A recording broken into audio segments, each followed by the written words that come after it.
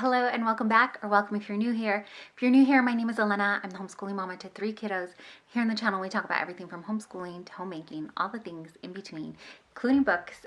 Today, I think, is the day I'm finally going to start tackling, organizing, or reorganizing some of the bookshelves in our home. So I will try to remember which video where I think I might have shared in another video our bookshelf situation. We have 3 full-size bookshelves in our home, and they're in different places in the home. So the first one we're going to tackle is this one. This one is like my personal one, so mostly just mom's books on there. I did get a tiny little book haul that I'll share first with you. So I just purchased 4 books from used books. We typically buy used books, and I got these from eBay. There is a seller there that does buy 3 get 1 free, and they usually have free shipping. So I went ahead and purchased a couple of books. I have the Anne of Green Gables series here, and I don't have the first book that matches the series, so it's not the same cover art. So I found it online and I went ahead and purchased it. It is a used book, so it is not like brand new, but that's totally fine with me. There's a little bend in the front here, and then you can see the pages there. But like I said, I don't really mind. I kind of like used books, and I know my budget really appreciates used books as well. The other thing is I just have one of the Percy Jackson books up here. I have the first 3 of them, and they're all in the same cover art, and I really wanted to get the last 2 in the same cover because the spines make a picture when they're all together. So like I said, I went on to eBay and I purchased books that had this cover art, but it wasn't, what I got was not what was pictured. So I am a little bummed about that because I purchased books 4 and 5 from the Percy Jackson series, and they're different covers. This one isn't even a paperback, it's a hardback book. I mean, they're in really great condition, but I am slightly bummed because it doesn't match. So I don't know if I want to keep them or because I mean, we paid like $4 to $5 for each book, which I know isn't a ton for books, especially hardback, but when you're watching closely your budget and you go ahead and do like a mini splurge like this, it's just kind of like, oh, that's a bummer. So for now we'll keep them, and yeah, I guess I'll just keep an eye out at the thrift stores. I really doubt that we'll be able to find it, but who knows. So I purchased those as well. And then the last book that I purchased, another Rick Riordan book. This one is from the Heroes of Olympus series. So my oldest son actually started reading this series. He's like, I'm sure it's picking up my kids in the background. They're all the way on another level in the house and you can still hear them.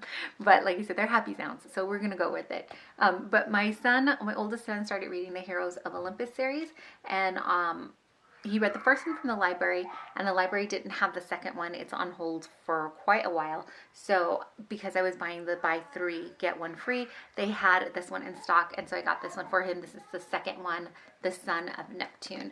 And so he is excited to own it. And then he wants to look around for the other books in the series and make his own collection of that. So these are the books. This is my mini haul. And then we'll get started on this bookshelf.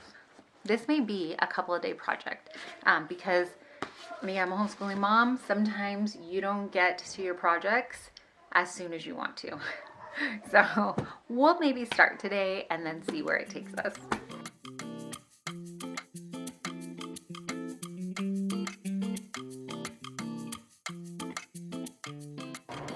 I think we can donate this. This is the Anne of Green Gables, the first one that I owned. But since I have the matching one now, oh, do you see that? I know they're out of order, so don't cringe, but the first one, I'm so excited because I finally got the matching cover, but it has a black up here and none of these do. It's just gonna have to be close enough because I'm not searching for this book anymore.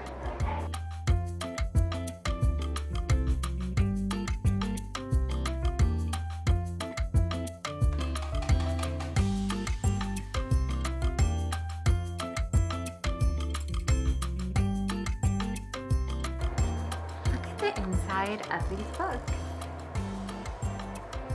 This is part of the Elm Creek quilt series, and it's got little quilt motifs. Cute!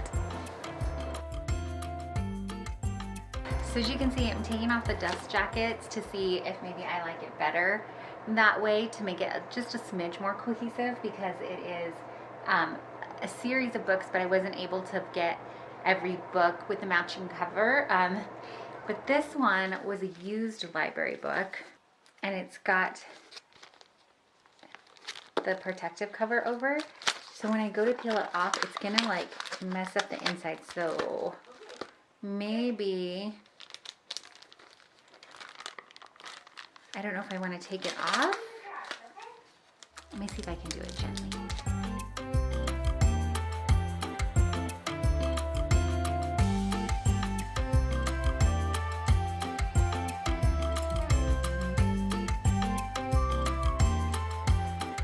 This shelf here is my Christian nonfiction shelf, and then it kind of leaks out into this shelf below it.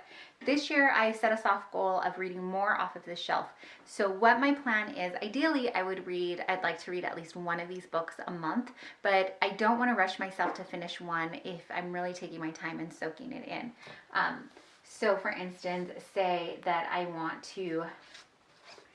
pick up this Listen, Love, and Repeat, Other-Centered Living in a Self-Centered World by Karen Eman, I think is the... So for instance, if I was reading this book and it took me 2 months to read, that would be totally fine.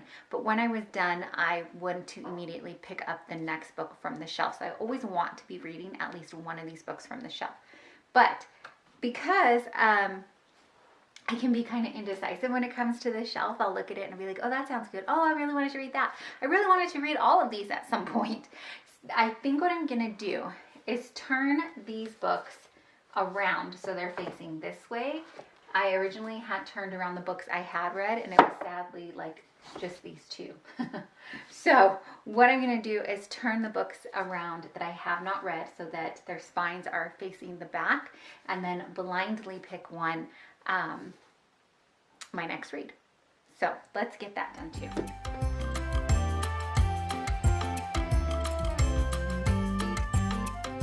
I'm actually finding more books that I have read that I didn't turn around. If you're looking for a good devotion or a good study, I loved this one, Finding God Faithful. This was by Kelly Minter. Highly recommend. This was such a good one, and it came at such a perfect time. I actually just did it with a friend, just me and her, bought the book, and we would call each other on FaceTime and go over what we read together, and it was so good. So anyways, that's another one that I've done.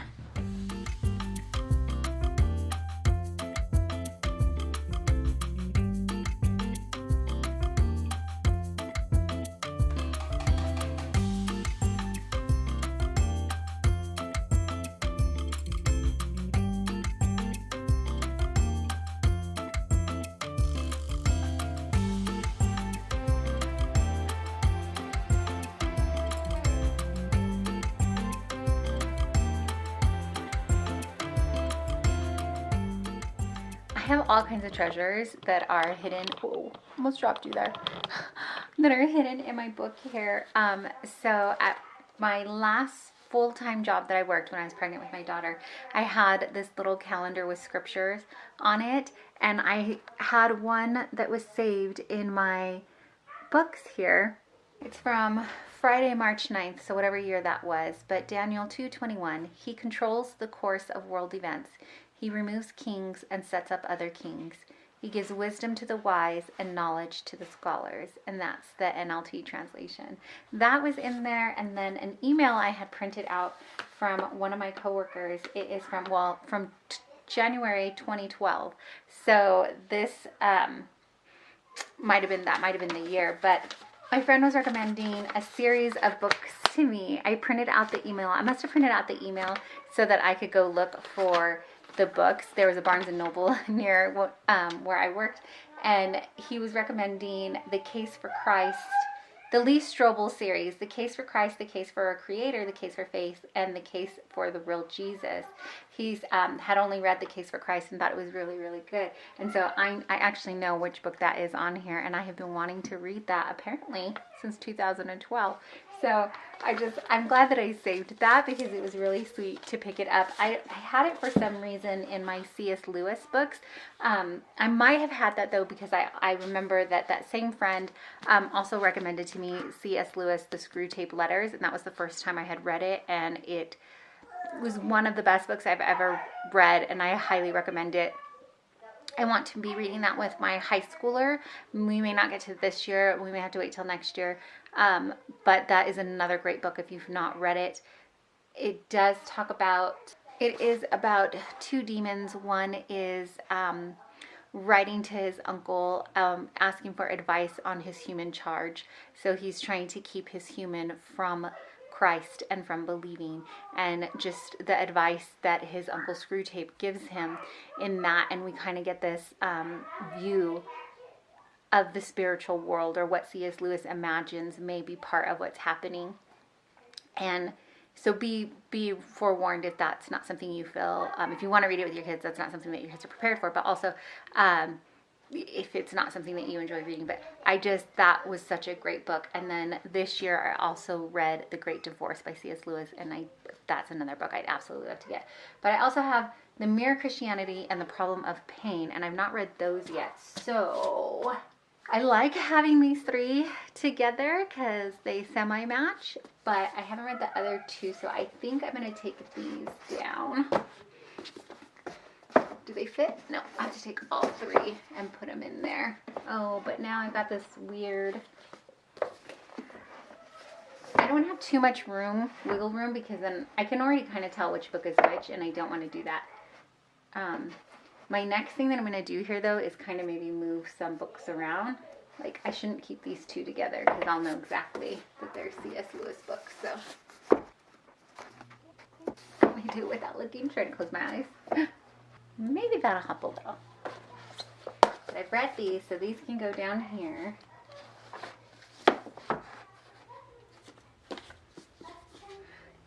This shelf is just a random shelf. It has some devotionals, and then, which I didn't feel should go up here because that's something that you're reading on the daily. And then it has other things that I'll pick up every now and again. In fact, I have been meaning to go through this again right now. The Power of a Praying Parent. This is by Stormy O'Martian, I think is her name. I know some people have some issues with her as an author, but these are the only books that I've ever read by her. The Power of a Praying Parent and The Power of a Praying Wife. I actually went through this one year on my Instagram and invited people to pray along with me over their husband. So I'll pick these up every now and again and just go through them.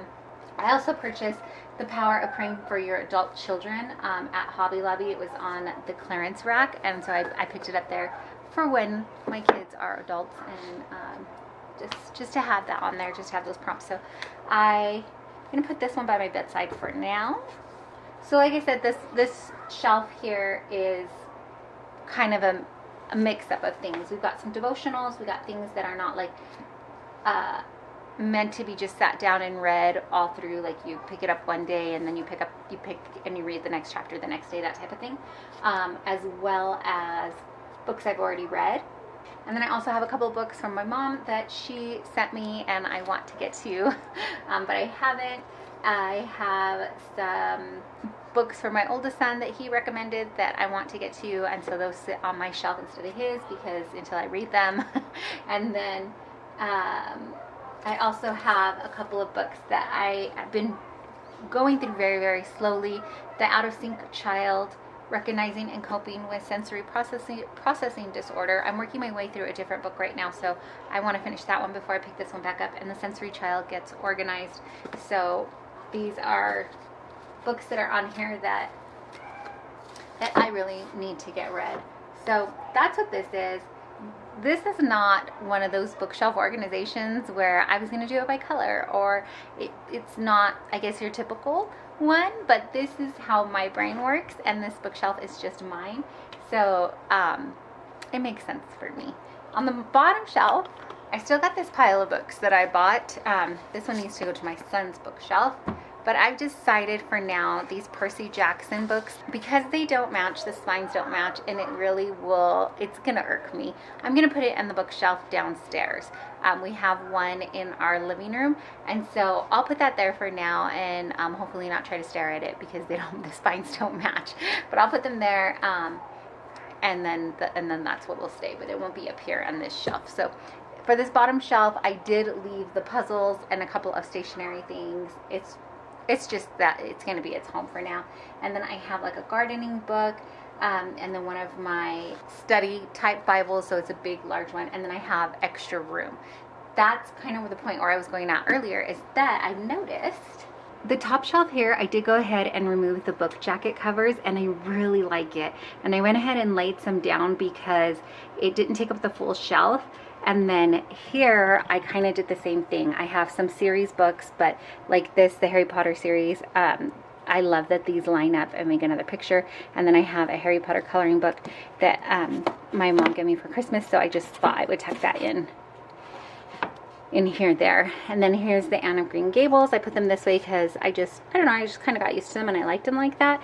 And then this is the To All the Boys I've Loved Before series that I found at the thrift shop. So as you can see, there's room to grow on my bookshelf. I didn't think I had space. So maybe I won't feel so guilty the next time we go to the thrift store and I'm adding more books because I have space, right? Like that's how it works. If you have space, you get to fill it. That's what we're gonna go with. Okay, some full transparency. I just did the intro and then I never got back to the bookshelf. So it did end up taking 2 days. But once I got in the bookshelf, it was just a really quick, easy thing to do, which was great. I'm only doing this one bookshelf and then I'll try to tackle the other 2 in the home, and maybe I'll bring you along with me when I do that too. But for now, this is good. And I was talking with my oldest and I'm like, look at all the room I have. That must mean we need to go book shopping. So we're gonna try to be kind to the budget and not go just yet, but I am happy that we have some space, and excited to see this shelf here, what my next read will be.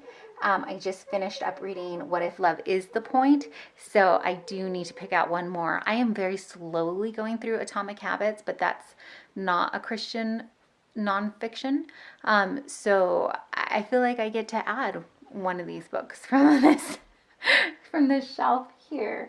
That what do you think? I think I should. I think I get to. Anyways, thank you so much for hanging out with me and getting this done. I hope that you enjoyed this video. If you did, would you please be sure to like it and subscribe if you're not part of my little family here. I would love to have you join.